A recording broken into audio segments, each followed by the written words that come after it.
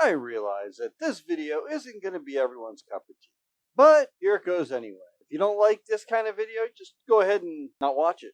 It's very easy for you to do. Anyway, in a previous video, we were out there working on the AM site, getting prepped for some work on the anchors. In this video, we'll finish that up, but because I'm not very good at this, I didn't get all the footage of everything of burying the anchors, so at least you'll have a good idea of what we did except for the burying process. To start off is prep work. Prep work on each of the anchors. We had to wire brush off the galvanized steel rod that went down to the concrete anchor, and we had to inspect it for pitting and rust and corrosion and stuff like that, and document all that stuff with photos. And then we acid bath the galvanized to prep it. Boy, English is hard. To prep it for the anti-rust paint. And the anti-rust paint went on very easily. And you had to coat the entire surface from the top of the anchor all the way down to the bottom.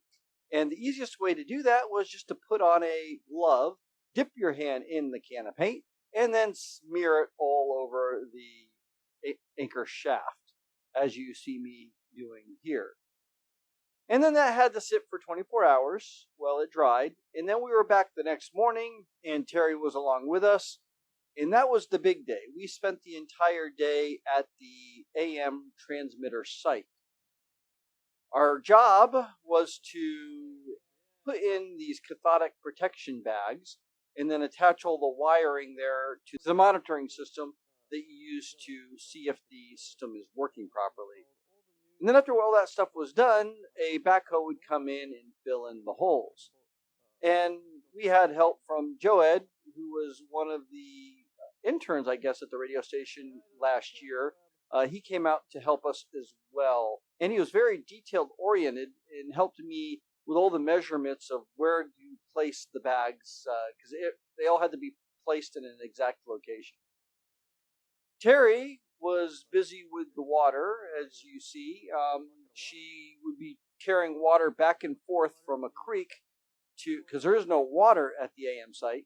So she'd be running back and forth to a creek. I call it a creek. It was more like a storm drainage, where she would be carrying 5-gallon buckets of water. And those 5-gallon buckets of water would then have to be dumped on each of the cathodic protections bags. And that was what activated them, was water.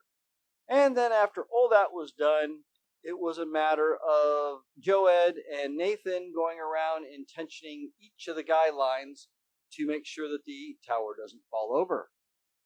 And that concludes our last day at the AM site, and all that work was done, and we packed up and headed back to the radio station, and then Terry and I decided we were going to go to the beach. And this time we headed down the road another 300 yards to another beach. Did I mention that Antigua has over 365 beaches? This beach was called Little Fry Beach. And Terry and I brought along our masks and snorkel and our camera to do a little swimming and watching the fish. Unfortunately, the battery died shortly after we began snorkeling. That's about it for this video. Thanks for watching.